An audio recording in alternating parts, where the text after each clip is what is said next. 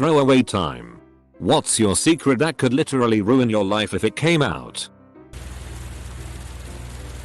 When I was 15, my parents were going through a divorce.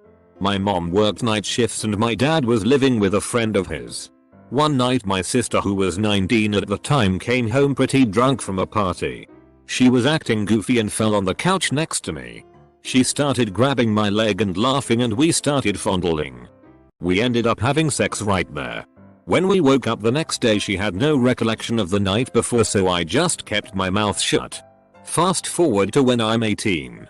Sister is home from college and dad is over for a visit.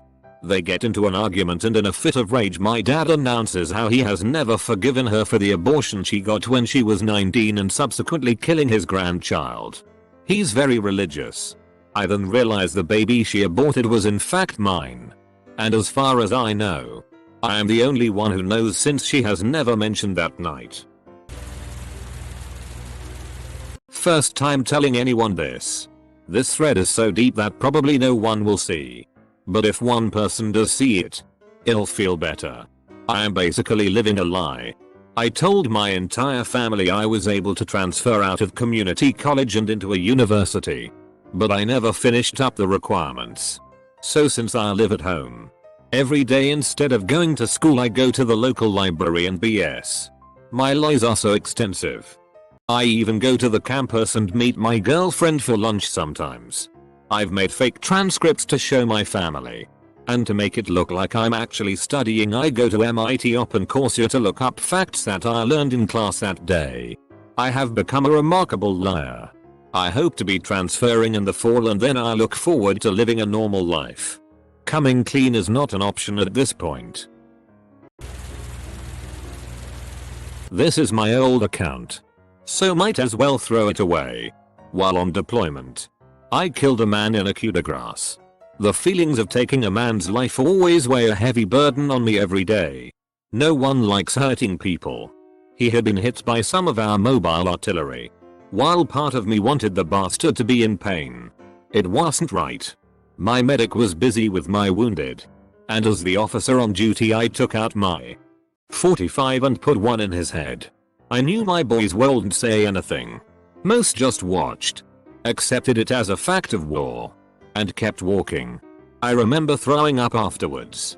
I came home and everyone acted like I was a hero. I never felt like more of a sham my entire life. 2.5 years ago I was in dire financial straits. So I sold my home to keep my struggling business afloat. I neglected to tell the owners that they have an 800 square ft bunker on the property that I built about 7 years ago. The bunker that I've called home since I sold it.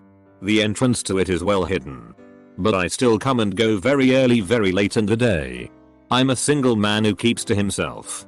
I'm now in a situation where I could move somewhere else, but I love this hidden paradise so much. Cousin died when we were both 17. There was a reception at his house just after the funeral. I went into his room and stole all the money that was there. Took some other valuables that his parents wouldn't realize were gone. No one knows that I did it. They just assumed he didn't have any money in his room. Only loose change. I don't regret it, but I will never admit I did it. Also my cum box. I once helped out my female friend's family by taking care of their cat for a week. Every day for a week, I would go over there and snoop around their house. I found my friend's diary and proceeded to read the entire thing. I used this information to get her to like me, and she is currently my wife. This is literally the juiciest secret in this thread for some reason. Not totally bland, but not overly obscene. Probably because this is something I could actually picture any person doing if given the chance. I agree. It is not particularly evil, but it is a misdeed that completely altered that guy's life. Honestly, it sounds like a pitch for a mediocre romantic comedy. Not ruining my life, but my single secret. This will get buried, but that's fine.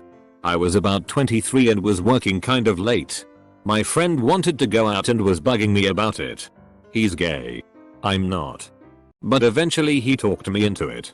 So we go to a little dive bar and are hanging out. Just chatting. A couple of friends were supposed to come too. But they never showed up. I was nursing my first gin and tonic when I went to the bathroom. I came back and finished my drink. And that's when things started getting fuzzy. I knew something was wrong, so I ordered water for my second drink. But it didn't work. My world was spinning. And I had basically lost control of my motor functions. My memory is pretty rough too. I remember my head on the bar. And he was rubbing my crotch. I remember him helping me to his car. Dragging me up his stairs. Passing out on his floor. Him blowing me. I was back in his car at one point and then I woke up in my bed. I felt like shit and was totally surprised that my car was in the driveway. I have no idea how I got home. At one point in the night I left an incoherent voicemail on my best bud's phone. So I was raped. And I was so embarrassed. He totally got away with it. I've never told anyone. Not even my wife. She knows something happened. Just not the extent. When I was 17 I was gang raped after a party. The cops didn't believe me. My parents didn't believe me. And everyone who I've told since has stopped talking to me. It was not pretty. I was cut up at a party. Beaten and thrown in my car. They drove donuts in the grass field next to a church on a Saturday night. Sunday morning. F-ked up my car and left me battered and bruised in the back seat. I woke up initially when I was being raped. Only think gang as I do remember multiple voices at this point, but then tried to keep myself awake long enough between blackouts by blasting music. So the cops found me at the wheel of my car with people lining up for church with F-king metal blasting on repeat. I planned murders in retribution but decided it was better to just leave. The only proof I had was that I shat blood for a week but I felt so bad I couldn't even show anyone. Shitting when you have a rectal tear is a terrible thing. The thing that hurt the most was that no one believed me. I did make stories and lies but none to this extent. After graduating from high school, I went to a small out-of-state college where no one from high school knew me. I was told many times how impressive my false Australian accent was. So I decided it would be great fun to go through college pretending to be from Australia. All of my friends and even my girlfriend of 2 years think I'm Australian. I have a completely fake Australian identity, family, and past. I will soon be graduating. And I plan on asking the girl to marry me. Everything she knows about me is Australian. I don't know how to tell her she doesn't really know me. Guess I'm forever a bloke. I know this thread is most likely dead now. But I used to masturbate a lot. And when I was 10 I had a technique where I'd let off a load into a sock then wash it and quickly dry it. Now I couldn't leave it hanging outside or use a dryer, otherwise my family would have seen it and probably smell it or whatnot. So I'd put it inside my gas heater unit. Unfortunately my sock had caught on fire inside the unit. Blew it up and set my house on fire. Only my brother was home at the time. And he managed to survive, the house did not.